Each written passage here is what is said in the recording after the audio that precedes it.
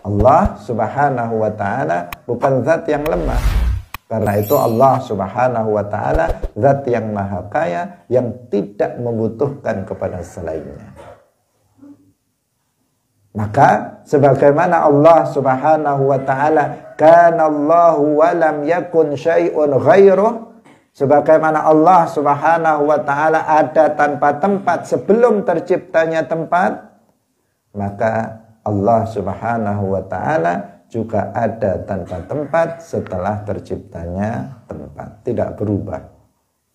Tidak berubah karena Allah azaliyun abadiyun, tidak berpermulaan dan juga tidak berpenghabisan. Inilah yang disampaikan oleh Sayyiduna Aliun radhiyallahu anhu, Ali bin Abi Thalib radhiyallahu anhu. Beliau menegaskan kanallahu wala makan wa huwal ana ala ma alaihi kan. Kanallahu wala makan. Pada azal Allah itu ada tanpa tempat. Sama dengan kanallahu wa lam yakun syai'un ghairuh. Sabda Nabi, kanallahu wa la makan. Pada azal Allah itu ada dan belum ada tempat. Allah ada, nggak ada langit, nggak ada bumi, nggak ada arsy, nggak ada tempat.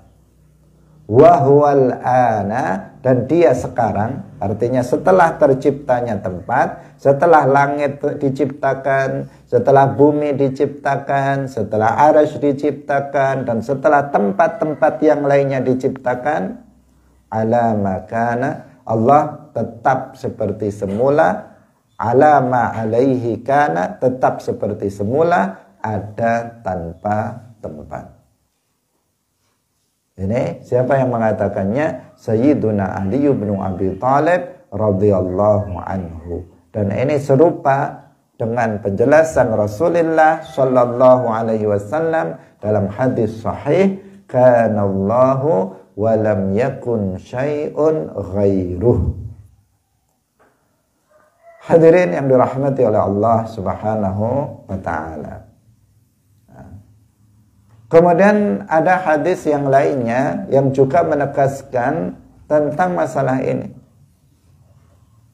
yaitu hadis Rasulullah sallallahu alaihi wasallam yang berbunyi, anta adh-dhahiru falaysa fawqaka syai' wa antal batinu falaysa dunaka syai'. Ini adalah hadis Rasulullah sallallahu alaihi wasallam. Anta zahir, ya Allah, engkau adalah az-zahir, falaysa fawqaka syai', tidak ada sesuatu pun di atasmu. Wa antal batin, dan engkau adalah al-batin, falaysa dunaka syai', tidak ada sesuatu pun di bawahmu. Az-Zahir itu adalah nama Allah, salah satu dari nama Allah subhanahu wa ta'ala, min asma'illahil husna. Artinya Az-Zahir artinya yaitu zat yang segala sesuatu selainnya itu menunjukkan adanya. Zat yang segala sesuatu selainnya yang makhluk itu menunjukkan adanya Allah. Itu makna Az-Zahir. Sedangkan al-batin, sebagian ulama memaknainya bahwa al-batin artinya zat yang tidak terjangkau oleh pikiran, oleh khayalan dan bayangan manusia. Itu makna al-batin. Tapi keduanya yang perlu kita pahami, keduanya adalah termasuk al-asma al-husna. Rasulullah sallallahu alaihi wasallam mengatakan, anta zahir falaysa fawqaka syai'. Engkau adalah az-zahir, yang enggak ada sesuatu pun di atasmu. Wa antal batin, dan engkau adalah al-batin, falaysa dunaka syai', tidak ada di bawahmu sesuatu. Al-Imam Al-Baihaqi Al-Imam Al-Baihaqi dalam kitab beliau yang berjudul Al-Asma was Sifat. Dalam kitab beliau yang berjudul Al-Asma'u was Sifat, beliau mengatakan istadalla ba'du ashabina fi nafyil makani anhu ay anillahi biqaulin nabiyyi anta zahir falaysa fawqaka syai' wa antal batin falaysa dunaka syai'. Beliau mengatakan wa idza lam yakun fawqahu syai' wala dunahu syai' lam yakun fi makan. Beliau mengatakan bahwa sahabat kita, yaitu para Asy'ariyah, para ulama Asy'ariyah, Syafi'iyah, itu menjadikan dalil tentang bahwa Allah Subhanahu wa ta'ala ada tanpa tempat dengan sabda Nabi ini, anta zahir falaysa fawqaka syai' wa antal batin falaysa dunaka syai'. Bagaimana kok bisa itu dijadikan sebagai dalil? Beliau mengatakan apabila tidak ada sesuatu pun di atasnya dan nggak ada sesuatu di bawahnya, maka berarti dia ada tanpa tempat. Bisa dicerna? Beliau mengatakan apabila tidak ada sesuatu di atasnya dan gak ada sesuatu di bawahnya, maka berarti dia ada tanpa tempat. Karena kalau bertempat, maka di atasnya mesti ada sesuatu dan di bawahnya mesti ada sesuatu. Misalnya saya bertempat seperti ini, maka di bawah saya ada sesuatu dan di atas saya ada sesuatu. Itu namanya bertempat. Nah, setiap sesuatu yang bertempat itu pasti di atasnya ada sesuatu dan di bawahnya ada sesuatu. Itu bertempat. Sedangkan Allah Subhanahu wa ta'ala sebagaimana dikatakan oleh Rasulullah sallallahu alaihi wasallam, anta zahir falaysa fawqaka syai'. Enggak ada sesuatu di atasmu. Wa antal batin falaysa dunaka syai'. Engkau al-batin, tidak ada sesuatu di bawahmu. Maka Imam Al-Baihaqi mengatakan jika di atasnya enggak ada sesuatu dan di bawahnya juga enggak ada sesuatu, artinya Allah itu ada tanpa tempat.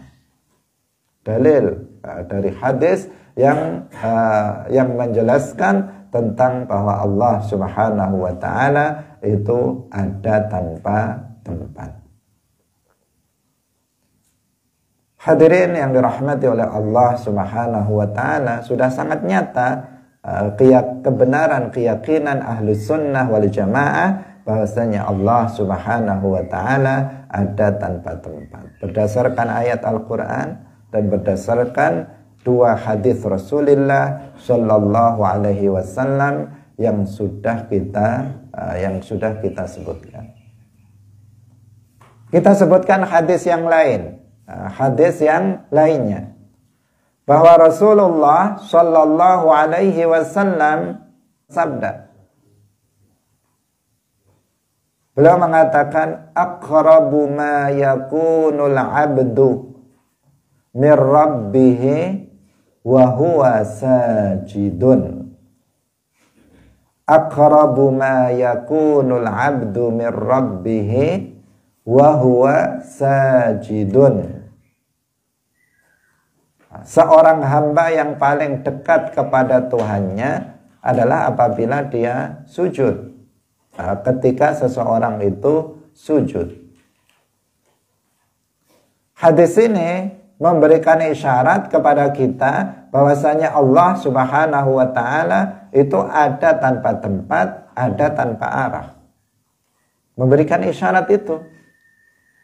Kenapa? Karena jika dikatakan sebagaimana dikatakan oleh orang Wahabi bahwa Allah Subhanahu wa ta'ala itu berada di atas arsy atau berada di atas langit, tentu Rasulullah tidak akan mengatakan ini.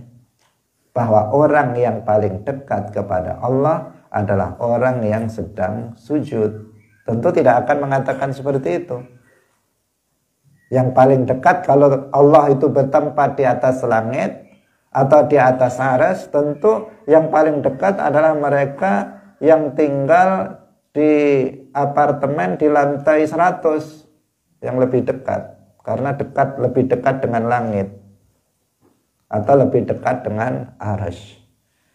Tetapi Nabi mengatakan orang yang paling dekat kepada Tuhannya adalah ketika seseorang itu bersujud.